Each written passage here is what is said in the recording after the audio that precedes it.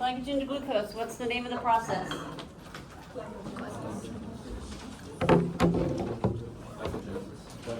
I'm hearing glycogenesis. Glycogenesis and glucogenesis. Any other guesses? Because you guys are guessing.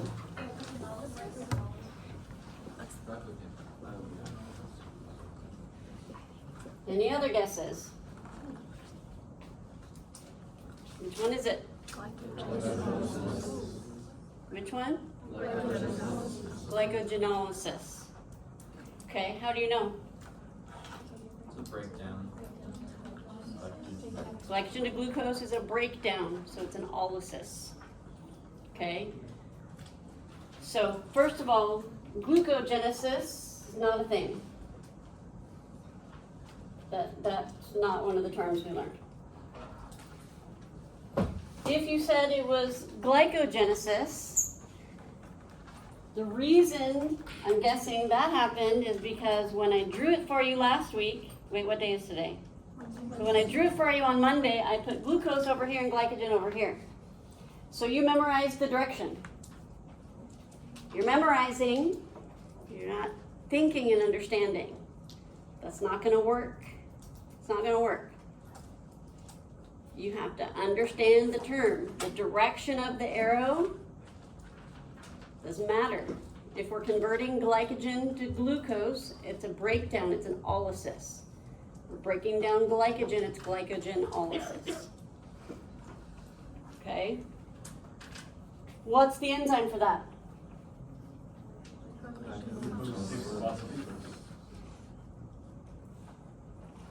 Glycogen phosphorylase. Okay. Converting glucose to glycogen, what's the process? Glycogenesis. What's the enzyme? Glycogen synthase. Good. Triglyceride to free fatty acid. What's the process? Lipolysis. Enzyme? Lipoprotein lipase. Free fatty acids to triglyceride. Lipogenesis. Enzyme? Esterification. Good. Questions on any of those? Okay.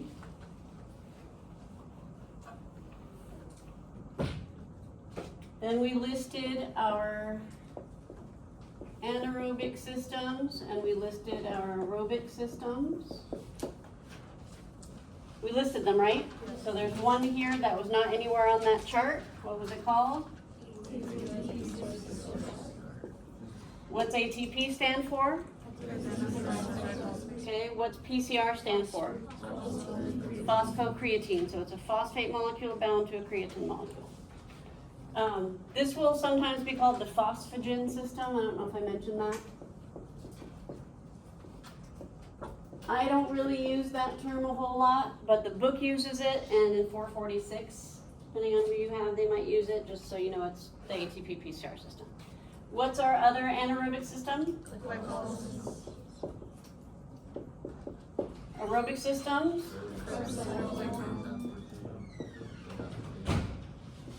The electron transport chain and, okay. Did I mention where those systems occur? Yes. Okay, anaerobic systems occur where? Aerobic systems occur where? Okay, both of those are inside the muscle. Right, just different sites within the muscle. Okay. Glycolysis creates ATP from what substrate? Carbohydrate. Krebs cycle creates ATP from what substrate? Fat and carbohydrates. Electron transport chain? Fat and carbohydrates. Beta oxidation? Just fat. Very good. Okay, that's where we stopped, right? Okay, so we are going to start with the ATP PCR system now and go into detail.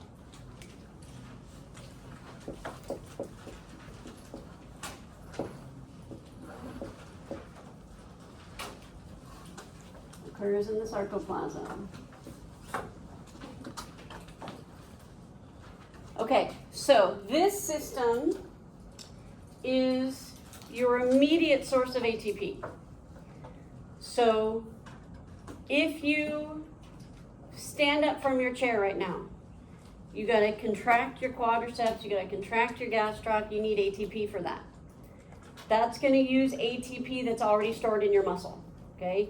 You don't have time, if you decide you wanna stand up from your chair, you don't have time to go through beta oxidation and the Krebs cycle and the electron transport chain to produce ATP and then bring it over to your quads so you can contract. You're gonna use ATP that's already there. You store ATP in all of your muscles for immediate contraction. That's this, okay? Beyond that, this is your system that you use at your highest intensity for your most explosive movements. So if you're doing an all-out sprint at top speed, this is your system. If you're lifting very heavy weights, this is your system. So it's primarily in your 2X fibers. So you're not really gonna access this system unless you're accessing your 2X fibers, because you need a lot of force production because you're working at a very high, near maximal intensity, okay? And that's because this is our fastest ATP production.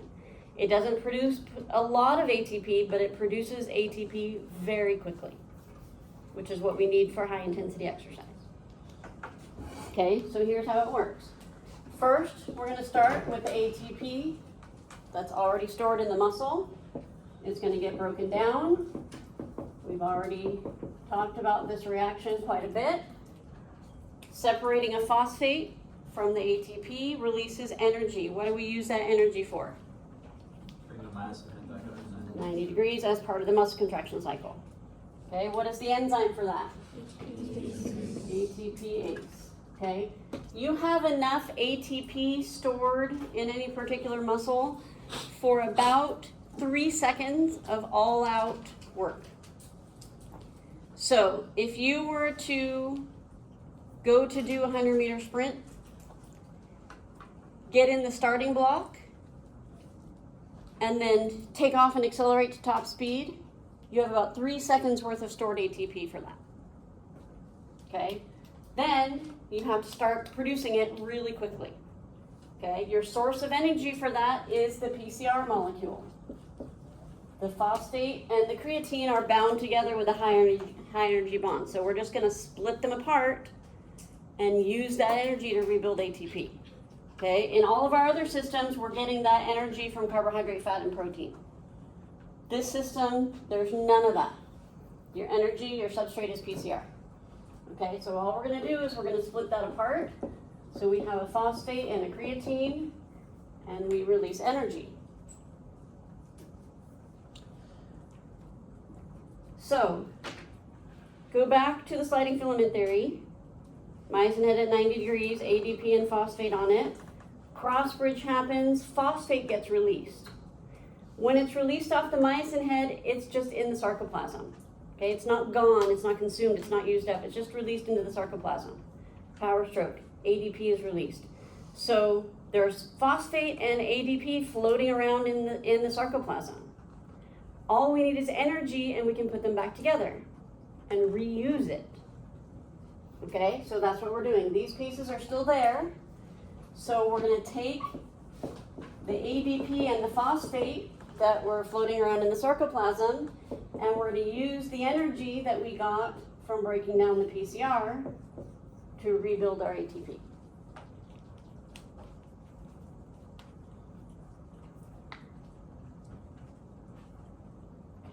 This is the main part of the system, breaking down the PCR, using the energy to rebuild ATP. Okay, this reaction is a reaction you're going to see a lot because this is the building of ATP. The purpose of all of our metabolic systems is to build ATP. The difference in the metabolic systems is where the energy is coming from. And this system is coming from the breakdown of PCR. Questions so far? Okay. The enzyme for the breakdown of PCR is creatine kinase. The enzyme for the creation of ATP is ATP synthase. Okay, again, like synthesis, you're building something, so the synthase is for the building of ATP. The ATPase is the breakdown of ATP.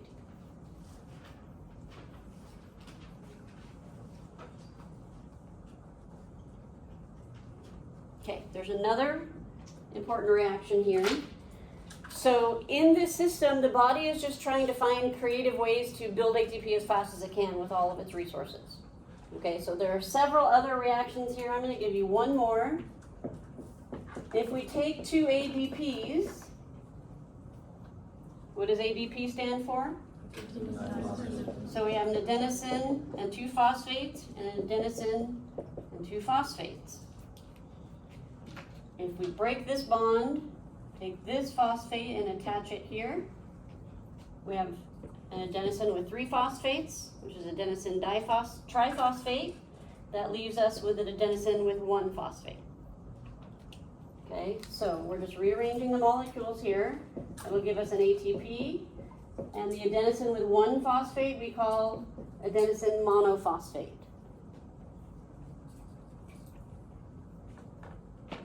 So just rearranging molecules to create ATP as fast as we can. Enzyme for this reaction is myokinase. The production of AMP will be important later.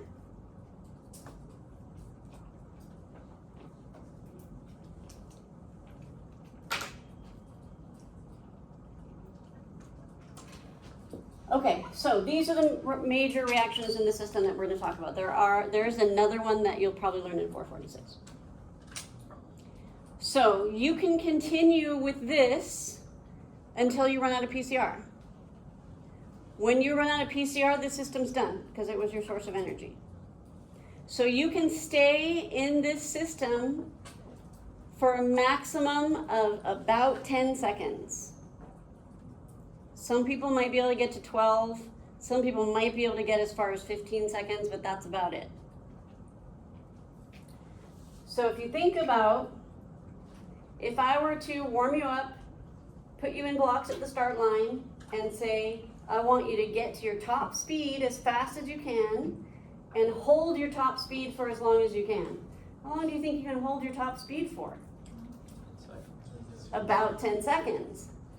That's why the 100-meter race is the gold standard for sprinting, because the human can hold their top speed somewhere between 10 and 15 seconds, which is about, what's the world record for a 100-meter sprint?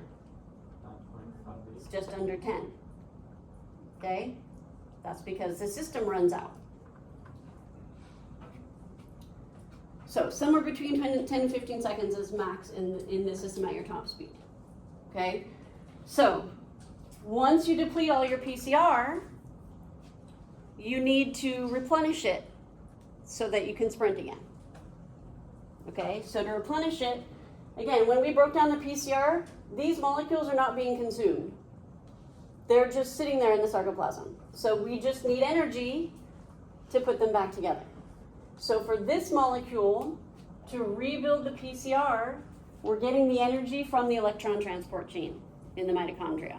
So we've got to shuttle the phosphate and the creatine over to the mitochondria to use energy to rebuild the PCR.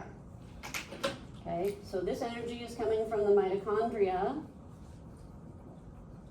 specifically the electron transport chain. All the other reactions are occurring in the sarcoplasm. The recovery reaction occurs in the mitochondria, so it takes time because it requires oxygen and it requires the shuttling of the molecules over to the mitochondria. So if you completely deplete your PCR, on average it takes about 3 minutes to replenish it. So if you do a 100-meter sprint at your top speed and it takes you 10 seconds, and you want to do sprint repeats, you want to do, let's say you want to do 10 of those, you got to wait about 3 minutes in between each. If you don't, each one's going to take you longer and longer. Okay, if you only wait 1 minute, You'll replenish some of it. It's like filling your gas tank halfway, right? You can get a little ways, but you're only going to be able to hold your top speed until your PCR runs out. So you really want it to be full so you can do the full 100 meters again. Yes? You said that people can only stay in the ATP PCR system for about 10 seconds. Yeah. But some people can, like, it's higher or lower. Yeah. For people where that is higher, like 15 seconds, would it take longer than 3 minutes to recover? Or So it could take longer than 3 minutes even if you can only go 10 seconds. So 3 minutes is about average. If you do an all-out sprint for 10 seconds, 100 meter, whatever it is, and then rest for 3 minutes and your second sprint is slower, you might need 4 minutes. You might need 5 minutes. Some people need 3, some people need 4, some people need 5. You figure that out by trying it, seeing if you're fully recovered or not. If you are supplementing creatine, that's where it's going.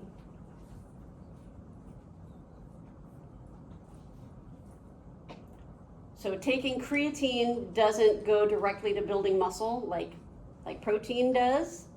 It goes to helping you do more high intensity work to build more muscle. One of the few supplements that is shown to actually improve performance. Enzyme for this reaction is creatine kinase.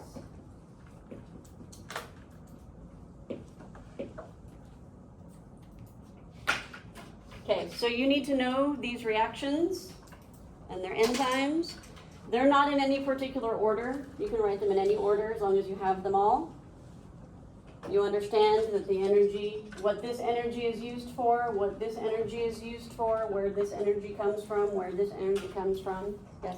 So creatine kinase helps with both the breakdown and the building of PCR? Yep. Yep.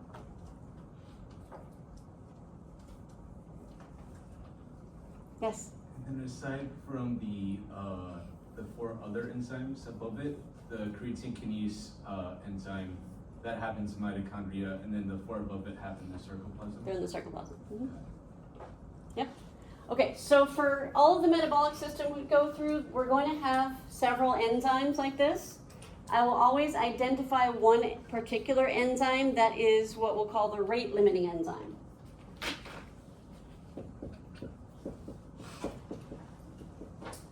Rate-limiting enzyme. Rate meaning speed, limiting really mean controlling. So the rate limiting enzyme will control the speed of the process.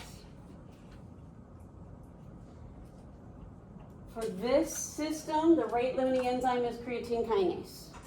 So if we want this system to speed up, for example, if you're sprinting, we want to use the system, we activate creatine kinase, the system speeds up.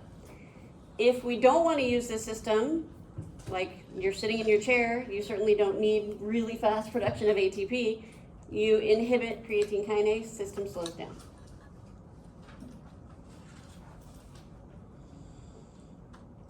Okay, that's our simplest system.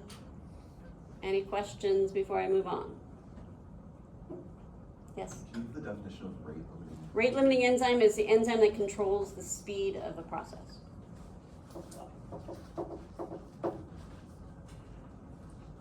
Okay, ATP PCR system. Where does it occur?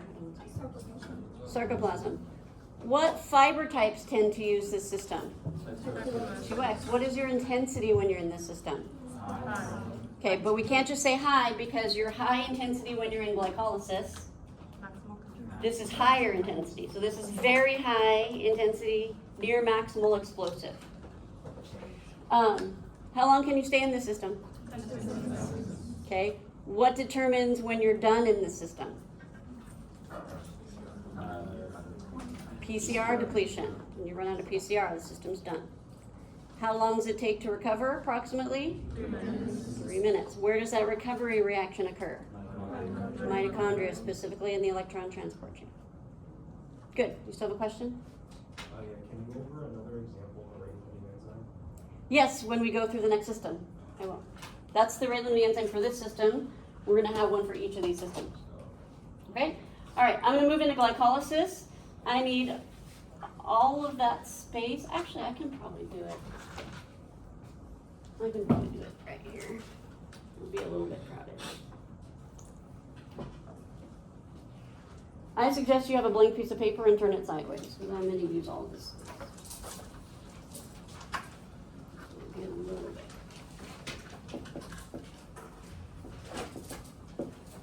Glycolysis. Aerobic or anaerobic? So where does it occur?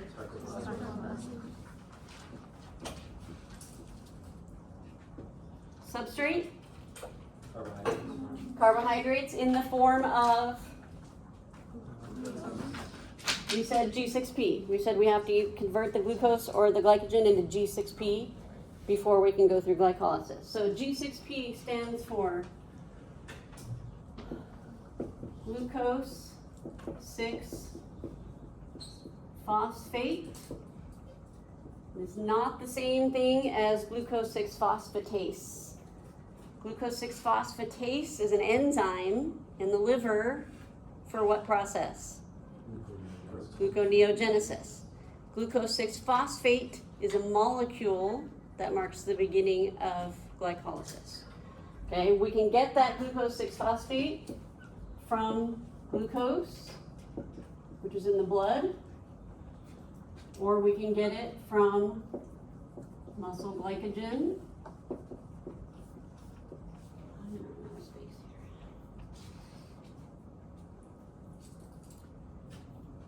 Where else can we store glycogen besides in the muscle? Okay, so I'm going to put the liver here. We have stored glycogen that we can bring into the muscle as glucose, okay? So if we're using our quads, we're doing glycolysis in our quads, this is where we need the G6P. So we can get glycogen that's already stored in our quads and use that, but we like to spare our muscle glycogen, save it for emergencies, and use our liver glycogen. But my liver is over here. So how do I get my liver glycogen to my quads? I have to break it down into glucose and dump it into the blood and bring it to my quads. So liver glycogen will come into the muscle as glucose. Muscle glycogen is already in the muscle. Okay, so at some point, say the night before, you ate some carbohydrates. Okay, let's say you had a spaghetti dinner. You eat those carbohydrates, you digest them, break them down into glucose, that dumps in your blood. If you're resting, you're in storage mode. Okay, so that glucose can be stored in the liver. So that's glucose to glycogen. What's that process? Glycogenesis. What's the enzyme? Glycogen synthase. So this is where that fits. When we're at rest, we're putting this into storage for later. We can also store it in the muscle. To do that, we're going to bring the glucose in to the muscle as glucose 6-phosphate, and we can convert glucose 6-phosphate into muscle glycogen. What's that process called? Glycogenesis. What's the enzyme? Glycogen synthase. Same process. Okay, because we can store glycogen in two places, the muscle or the liver. Either way, it's glycogenesis using glycogen synthase. We can do that in the liver, we can do that in the muscle. Okay, I'm not writing those words on here because I'm going to focus on what's happening during exercise. During exercise, we're breaking down the glycogen into glucose so we can use it. But you need to have an understanding of how it got there. Okay, when you're resting, you're putting everything in storage. When you're exercising, you're taking it out of storage. Okay, so I'm not writing those words on here because it's going to get really complicated, but understand that those are happening. Okay.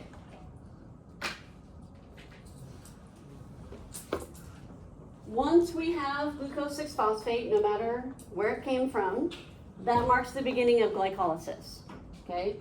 Glycolysis is going to take us through a series of reactions.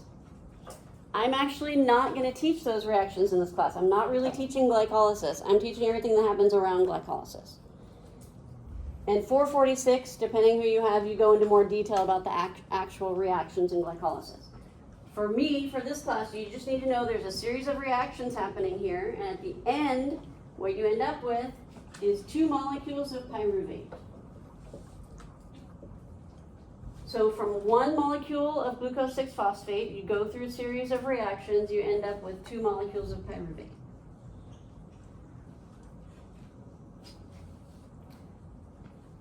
As we're working anaerobically, this pyruvate is going to be converted into lactic acid. Lactic acid is a byproduct of the system. Lactic acid is going to contribute to fatigue, so we need to clear it. But it's not a waste product. We already talked about one thing we can do with it. What is it? We can take it to the liver. What's the process called that we do here? Corecycle. What else could we call it? Okay, either of those would be correct. What's the enzyme?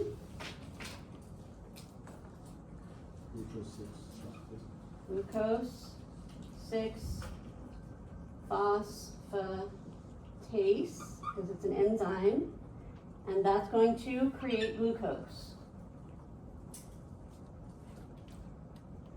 Okay, so I have 2 processes occurring in the liver that are creating glucose.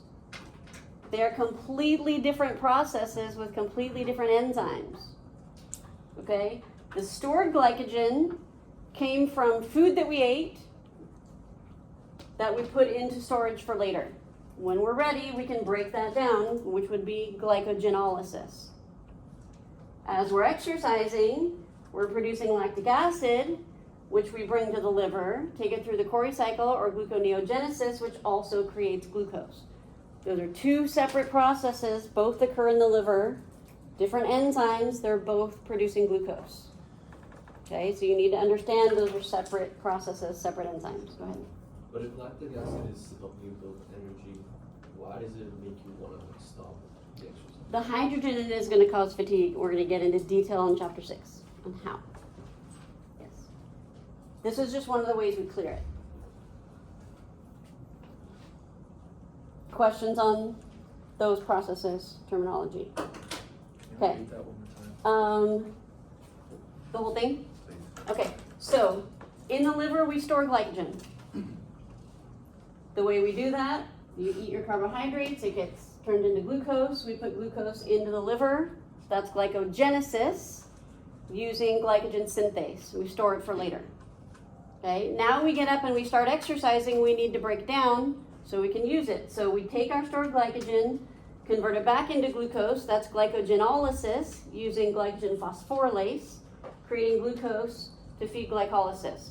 When we go through glycolysis, we're producing lactic acid. We bring the lactic acid to the liver through the process of Cori cycle, also known as gluconeogenesis, using the enzyme glucose 6-phosphatase. We're going to convert the lactic acid into glucose, so this system is feeding itself.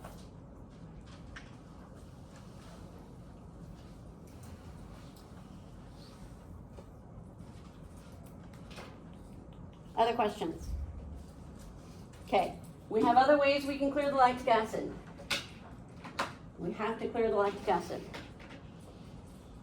So one way is the liver. We can also bring that lactic acid back into the muscle where it was created. We can convert it back to pyruvate. The reason we'd want to do that is because remember, with carbohydrates, we can create ATP from carbohydrates anaerobically without oxygen. We can also create ATP from carbohydrates with oxygen. So we can also go to the mitochondria with the pyruvate and create more ATP from it aerobically. So we can bring lactic acid back into the muscle as pyruvate, take it over to the mitochondria, and continue to create ATP from it. Metabolize it in the muscle where it was created. It's actually more likely to be metabolized in another muscle.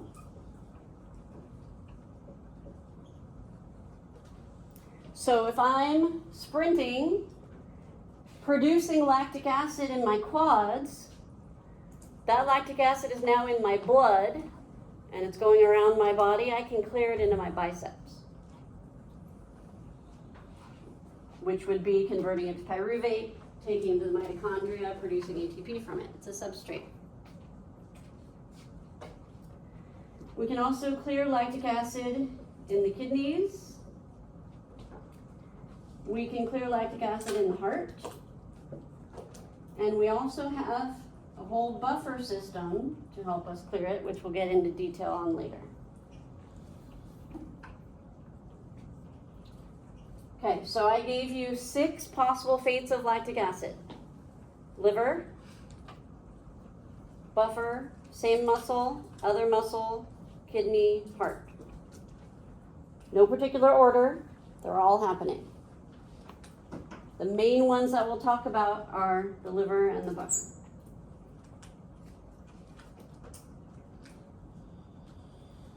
Okay, I'm going to add enzymes and then we're going to count ATP.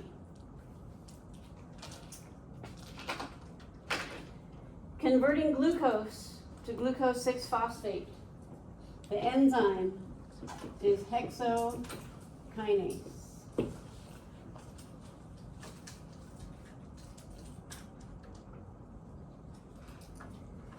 Converting muscle glycogen to glucose 6-phosphate. We already know the enzyme for that. What is it? Glycogen phosphorylase, because this is considered glycogenolysis. Okay, once we're in the muscle as glycogen, we can't bring it back into glucose. Okay, this reaction only goes in one direction. But glycogen to glucose 6-phosphate is still considered glycogenolysis. So it's glycogen phosphorylase.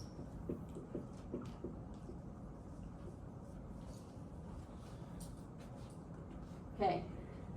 Within the reactions in actual glycolysis, our enzyme is phosphofructokinase.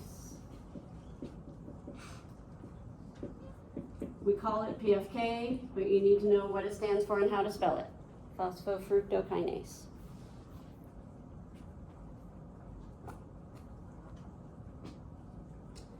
And then the enzyme converting pyruvate into lactic acid is lactate dehydrogenase. Lactate dehydrogenase. So hexokinase is an enzyme that converts glucose to glucose 6-phosphate. Lactate dehydrogenase is an enzyme that converts pyruvate into lactic acid or lactate, and also goes in the other direction. Lactate dehydrogenase does both directions. For glycolysis, rate-limiting enzyme is phosphofructokinase. So when we want glycolysis to speed up, which would be when we're exercising and we need to produce ATP faster, we activate PFK, glycolysis speeds up. We increase ATP production. If we want this to slow down, like if we're sleeping or resting, we don't need a lot of ATP production, we inhibit PFK and it slows it down. Okay? That's also, by the way, going to be one of the causes of fatigue, is that PFK is going to be inhibited. It's going to slow down glycolysis, and if you slow down ATP production, it gets harder to do muscle contraction. But that'll come later. Questions so far? Yes? So you said the enzyme from 2-pyruvate to lactic acid is the lactate dehydrogenase? Yes. It's also... It does that reaction in both directions, yes. That'll come up again later. Okay, let's count ATP. Glucose is in the blood. Glucose 6-phosphate is in the muscle. That means we had to cross a membrane. Okay? That consumes an ATP. So we're going to be consuming an ATP before we even start the process of glycolysis. We've got to account for that when we're counting ATP. Okay, within these reactions in glycolysis, in the first couple of reactions, it's considered an investment phase because we have to consume another ATP before we start producing them. So there's an investment phase at the beginning, and then you start the production phase of producing more ATP. Okay, so we lose another ATP at the beginning of glycolysis. Later on, we're going to produce 4 ATP. Okay, in 446, you'll have to know which reaction is consuming ATP, which reactions are producing ATP. For this class, you just need to know the numbers. And that's it. Not a whole lot of ATP, but it's fast. So, if we're coming from 1 molecule of glucose, converting it to glucose 6-phosphate and taking it through glycolysis, how many ATP do we end up with? 2. So if we're coming from glucose, we get 2 ATP. Does everybody understand where that number came from? Okay, starting here, we had -1 plus 4. If we're coming from muscle glycogen to glucose 6-phosphate through glycolysis, what's the total ATP? That's from muscle glycogen. Everybody understand why it's 3? Converting glycogen to G6P doesn't cost anything. We're already inside the muscle. We already did that when we ate the carbohydrates and we were resting and we brought it in to put it in storage. We consumed an ATP then. So now we're already in the muscle, we're not going to lose another one. Just going from glycogen to G6P, nothing happens, and then we go through glycolysis, -1 plus 4, we end up with 3. What if we're coming from 1 molecule of liver glycogen? What's our total ATP? 2. Because liver glycogen has to come in as glucose. So it matters. We have to specify if we're talking about liver glycogen or muscle glycogen when we're counting ATP. It makes a difference. You need to know those numbers and understand where they came from. Okay, you need to be able to draw this. All the enzymes, the 2 different processes in the liver. I'm not going to need you to do the synthesis part because we're talking about exercise. 2 different processes in the liver with their enzymes, 6 fates of lactic acid.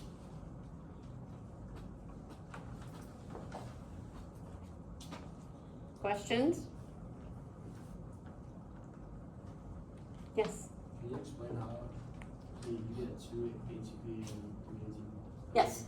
So if we're coming from glucose, the process is glucose to G6P to pyruvate. Okay, glucose to G6P, we lose an ATP. Once we start glycolysis, we lose another one, and then we create 4. So -1 plus 4 yields 2 total. Same thing if we're coming from liver glycogen, because it's going to come in the same pathway. If we're coming from muscle glycogen, we don't lose anything converting muscle glycogen to G6P. So it's just the -1 plus 4, so we end up with 3. What does the pyruvate do? Where is it? So the pyruvate is the end product of glycolysis. When you finish going through glycolysis, you have 2 molecules of pyruvate. If we're working anaerobically, that's going to be converted to lactic acid. If we're working aerobically, which I'm about to get into, it's going to go to the mitochondria. Yes? Other than the Cori cycle, what is the other thing you want us to know about? Glycogenolysis, breaking down the stored glycogen. Go ahead. What were the 6 for lactic acid? 6 fates of lactic acid. Liver, buffer, same muscle, kidneys, other muscle, heart. In any order. Go ahead. Can you just talk about the ATP for the liver again? Because I know you said 2, but you said Yeah. it was going down the same process. Yes, so if we're going to use stored glycogen, we have to bring it to the muscle. So we have to break it down and put it into the blood as glucose. That'll be glycogenolysis. Then it's counting just like glucose. Glucose to G6P, -1. Glycolysis, -1 plus 4, total of 2.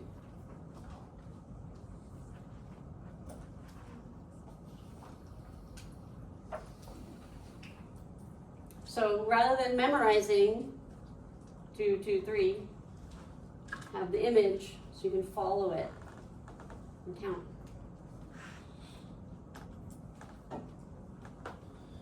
Other questions before I add on the aerobic side? Start to add on the aerobic side.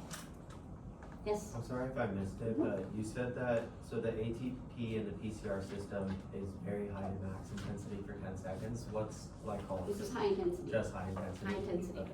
Yep. Because we're working anaerobically. By definition, anaerobic is high intensity. You're not using oxygen. So in something like a 200-meter sprint, would you convert to this system after the 10 seconds? Yes, great question. So let's talk about a 400-meter sprint. 400 meters is one lap around the track. Takes about a minute, depending on who you are. Okay? So if I want you, it's considered a sprint. But you can't hold your top speed for a minute. Nobody can.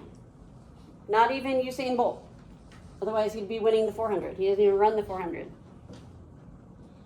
Okay? So, if I want you to sprint the 400 as fast as you can, and I want you to hit your top speed at the beginning, okay?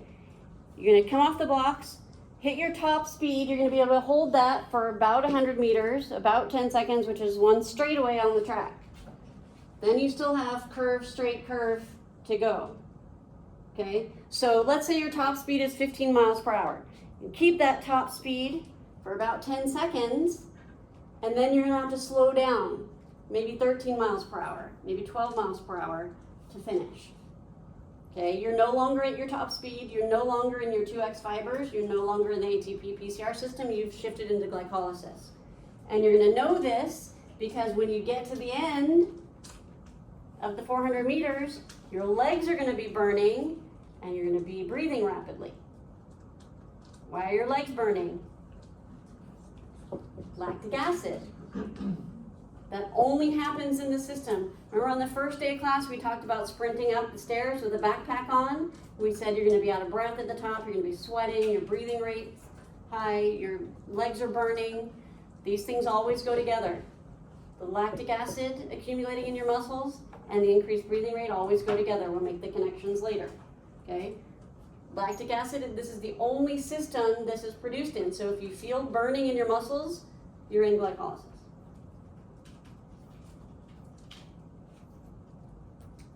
Your muscles should not be burning at the end of a 100-meter sprint.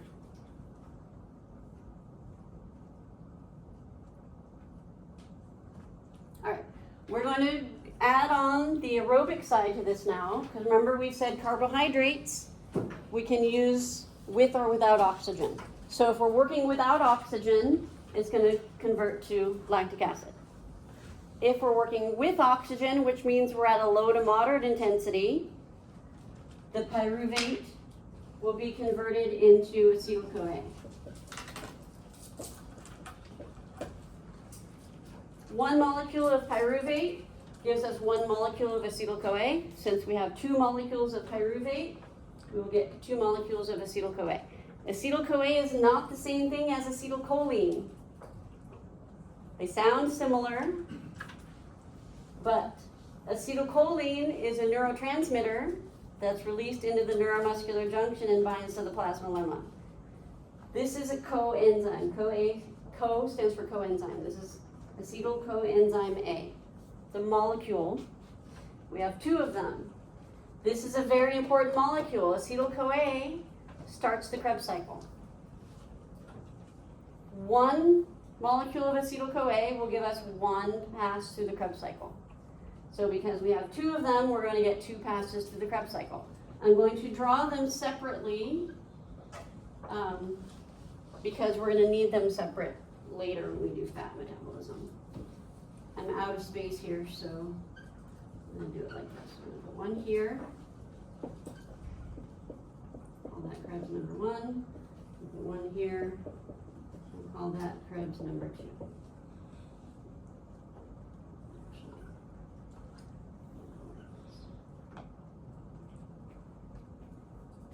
Okay, so if we're working at a high intensity, pyruvate is going to be converted to lactic acid and we're going to fatigue, which is why you can't stay at a high intensity for very long. If we're working at a low to moderate intensity, pyruvate is going to be converted to acetyl-CoA, and we're going to continue making more ATP in the mitochondria.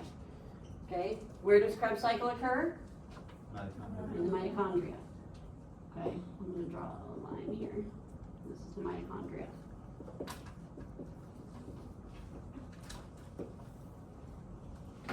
Okay, I'm going to give you some enzymes here. Converting pyruvate to acetyl-CoA, your enzyme is pyruvate dehydrogenase. I'm going to put it down here because I know there's something else going up here later. So pyruvate dehydrogenase.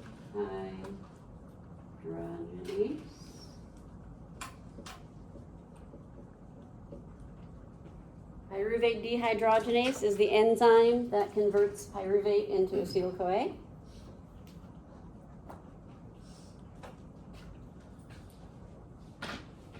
Once we get into the Krebs cycle,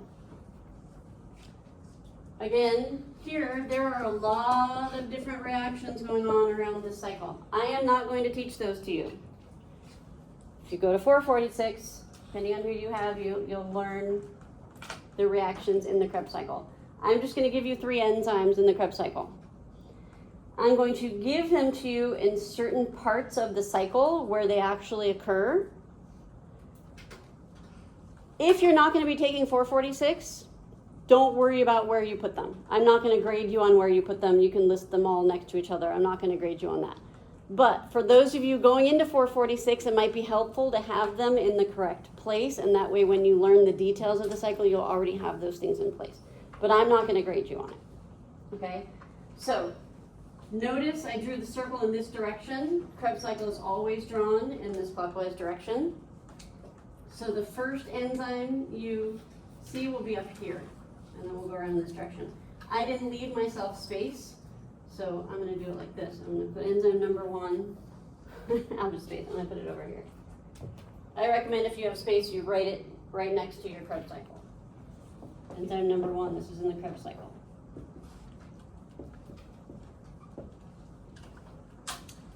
Citrate synthase. It's the first enzyme you'll get to in the Krebs cycle. It's right here. Second enzyme I'm going to give you is right about there. That's going to be isocitrate dehydrogenase.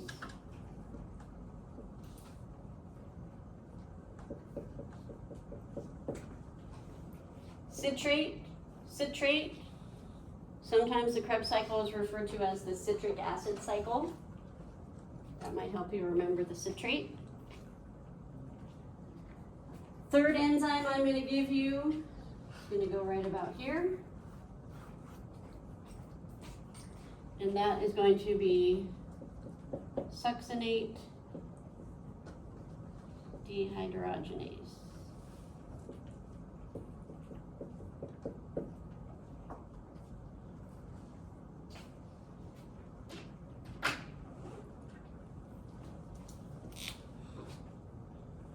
Of these enzymes in the Krebs cycle, isocitrate dehydrogenase is the rate-limiting enzyme.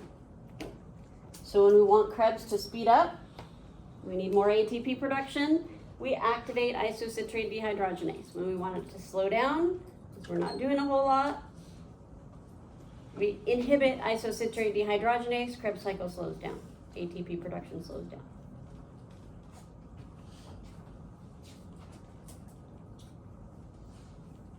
Questions so far? Okay, I can't go any farther in the Krebs cycle without introducing the electron transport chain because all of these systems work together. So, where does the electron transport chain occur? In the mitochondria. So I'm going to draw it over here. I didn't leave myself a whole lot of space. Electron transport chain. I'm going to draw it like this. There are these structures in here that we're going to call cytochromes.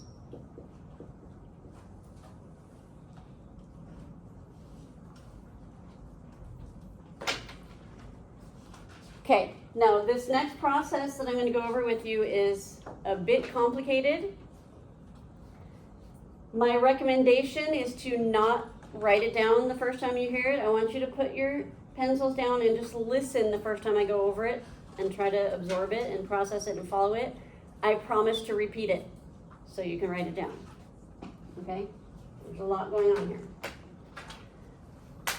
So, during these reactions in glycolysis, hydrogen will be produced. We have to clear that. Hydrogen is acidic, and if it accumulates here, it's going to stop glycolysis from happening. Glycolysis has to run or we die. So we have to clear that. The way we clear this hydrogen is by bringing it over to the mitochondria and dropping it off at the electron transport chain. Okay? The hydrogen has an electron attached to it.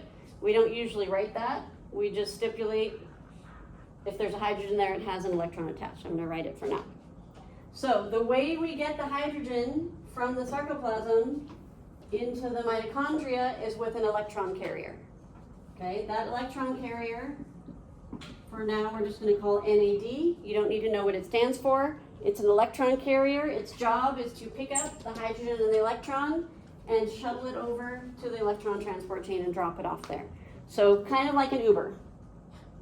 Okay, so the NAD is going to pick up the hydrogen and the electron, which is going to make it NADH, which is written like this, NADH plus H plus. And it's going to drop off the hydrogen and the electron at the mitochondria, and that'll turn it back into NAD. It'll be an empty Uber, and it's going to go back and pick up some more. Okay, glycolysis is always running, so there's always hydrogen being produced. So this is a shuttle that's going back and forth. Okay? Once the hydrogen and the electron are dropped off at the electron transport chain, the hydrogen and the electron are separated. Okay? Hydrogen ion has a positive charge, electron ion has a negative charge, so they're attracted to each other. They want to stay together. So we pull them apart. The electron gets passed down this chain of cytochromes, which is why it's called the electron transport chain. It's being passed down a chain of cytochromes. At the end of that chain, the hydrogen and the electron are allowed to come back together. Them coming back together creates energy because they're trying to come together, okay? The same way that a waterfall creates energy by falling, which I can't explain to you because I'm not a physicist, but that is the same idea. Them coming together creates energy. What do you think we use that energy for? What's the purpose of this system? To create ATP. Okay, so it's the same reaction. We've got the ADP and the phosphate. We just need the energy to create ATP. This is the energy produced from these reactions. Okay, so like I said, this is the same reaction as this. The difference is where the energy is coming from. In the ATP PCR system, it came from the PCR. In the electron transport chain, it's coming from the hydrogen and the electron coming back together. Okay? We've also got oxygen in here, in the mitochondria. How did the oxygen get there? What is it? Myoglobin. So, let's follow it this way. The oxygen is in the outside air. I'm going to inhale and bring it into my lungs. It's going to diffuse into my blood and attach to hemoglobin. Then it's traveling through my blood. It's going to go to my quads or whatever muscle is working, and it's going to be released there. Hemoglobin carries the oxygen in the blood, releases it to the muscle. Inside the muscle, the myoglobin picks it up, delivers it to the mitochondria, and drops it right there at the end of the electron transport chain. That's how it got there. Okay? So, after all of these reactions, the hydrogen is going to combine with the oxygen, and it's going to create water. That is the consumption of oxygen. Okay? There was oxygen here. Now there's no oxygen here, there's water. So the oxygen has been consumed. Water is the byproduct. Water is not a problem. Water is good in our body. It stays in our muscle, it goes in our blood, it's a good thing. It's not like lactic acid, which is causing problems. Okay? I'm gonna go through that whole thing again. During the reactions in glycolysis, hydrogen is produced. The hydrogen has an electron attached to it and it must be cleared. NAD is an electron carrier. It's going to pick up the hydrogen and the electron, drop it off in the mitochondria at the electron transport chain. And then it's going to be NAD again, it's going to go back and get more. At the electron transport chain, the hydrogen and the electron will be separated. The electron will be passed down this chain of cytochromes. At the end, the hydrogen and the electron will be allowed to come back together, which creates energy that we use to produce ATP. Then the hydrogen will combine with the oxygen, producing water as a byproduct, consuming the oxygen. Questions? Do you want me to do that again? Okay, I have more detail to add, but I'll do it again before I add any more detail. During the reactions of glycolysis, hydrogen is produced with electrons. NAD is an electron carrier. It's going to pick up the hydrogen and the electron, shuttle it over to the mitochondria, and drop it off at the electron transport chain. Hydrogen and the electron are separated. The electron gets passed down the cytochrome chain. Okay, this is not energy that's being passed. It's not the hydrogen that's being passed. It's the electron that's being passed down the cytochrome chain. At the end of that, hydrogen and the electron are allowed to come back together, creating energy. We use that energy to rebuild the ATP. Then the hydrogen will combine with oxygen to produce water. Oxygen is consumed in the electron transport chain. That is the only place in your body that oxygen is consumed. Purpose of the electron transport chain has two main purposes. One is to produce ATP. The other is to clear the hydrogen from the sarcoplasm in glycolysis. Because that has to be cleared, or glycolysis will stop and you'll die.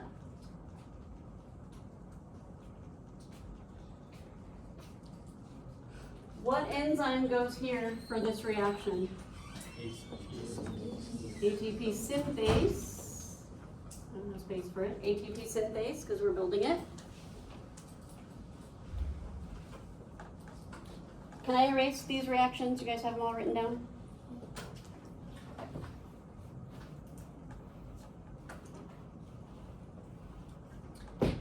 Have you guys heard of redox reactions? You heard the term? Some of you have? Redox stands for reduction and oxidation.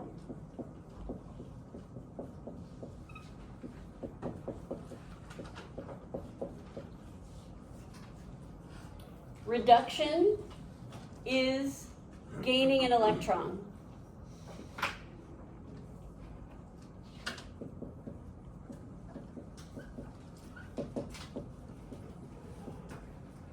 Reduction is gaining an electron.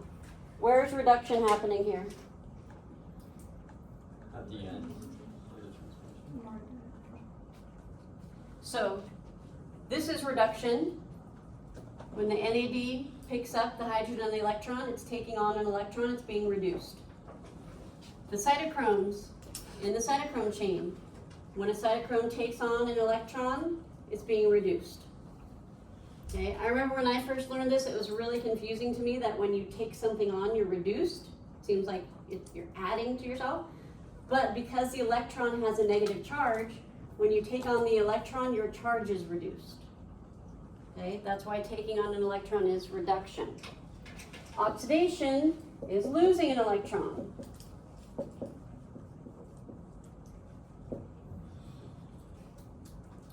So, in the cytochrome chain, cytochrome is holding an electron, it's reduced. When it passes the electron to the next cytochrome, it becomes oxidized. Okay? So, this passing of the electron down the cytochrome chain, those are our redox reactions. Because the cytochromes are being reduced and oxidized as they pass the cytochrome. Okay? So if I'm a cytochrome and I take an electron, I'm reduced. As I pass it to the next cytochrome, I become oxidized, and while I'm being oxidized, the next cytochrome is being reduced because they're taking the electron. So reduction and oxidation are happening at the same time.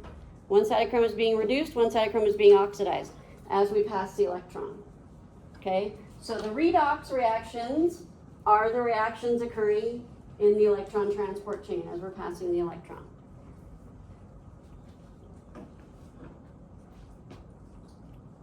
The enzyme for those reactions is cytochrome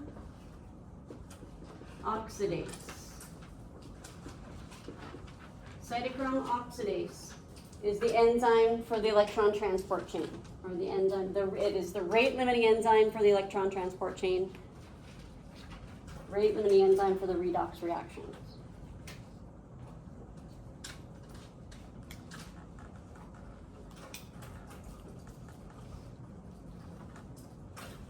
Okay, quick review.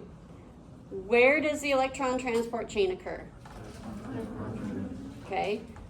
What is its purpose? There are two of them. Create ATP and clear the hydrogen from the sarcoplasm. Good. What is the byproduct of the electron transport chain? Water. Good. What is the enzyme for the electron transport chain? Cytochrome oxidase. ATP synthase is the enzyme that we're using to build the ATP. So the energy that we're creating is going into that reaction. It's also going into the PCR reaction. That's where the energy is coming to rebuild the PCR for that system as well. How's your brain?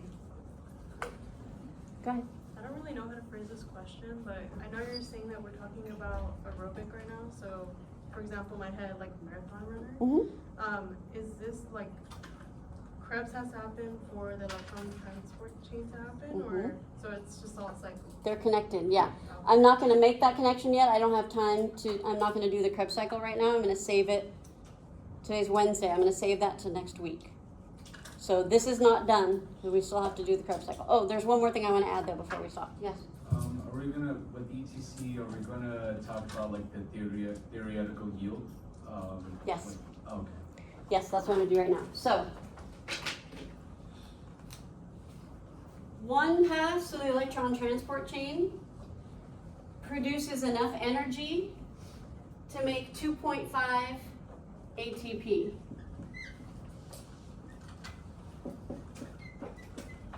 For each pass through the electron transport chain, 2.5 ATP. Okay, you can't produce half a molecule of ATP, but this is like an average, because remember, this is an oversimplification. This is happening a lot. There's movement across membranes that I didn't teach that cross ATP. So there's a lot of other details occurring. So when we count our ATP, we count it as 2.5. Some books will count it as 3. Some books count it as 2.5. Our book counts it as 2.5. The 446 book counts it as 2.5, so we're going to count it as 2.5. And one pass through glycolysis produces enough hydrogen to fill 2 Ubers. You don't need to worry about how many hydrogen ions that is. You don't need to worry about how many hydrogens can fit in one NAD. Those are 446 details. You just need to know that there's enough hydrogen to use 2 NADs. Each NAD gives us a pass through the electron transport chain. Each pass through the electron transport chain is giving us 2.5 ATP. So we're doing that twice. So we're getting 5 ATP from this, which is already more than what we got from the anaerobic side, okay? And we haven't even gotten to Krebs yet. So there's gonna be a lot more ATP produced when you're working aerobically, but it's slower and it requires oxygen, okay? I'm gonna stop there, which means I'm gonna redraw this so we can add Krebs next week. But I strongly suggest you work on this a significant amount between today and next Monday. You already have it written down. If you stare at it, I'm going to go study for 346 now, and you stare at this drawing for an hour. You've done nothing. That's not going to help you. Blank piece of paper. Draw it from memory. Maybe you only get the basic framework. That's okay. Fill it in from your notes. Do it again. Do it again. Do it again. Minimum 3 times a day, you're drawing this out from memory. Okay? We're going to add to it next week. If you have questions, come on up. You can take pictures of it if you want, but it's not done. So I'll be drawing it again. Yes, there's enough hydrogen to use 2 NADs. So we're going to get 2 passes to the electron transport. For 1 pass of glycolysis, we're going to get 2 passes to the electron transport. But that includes, so 180, 180 is 1 pass. Yes. But 1 cycle of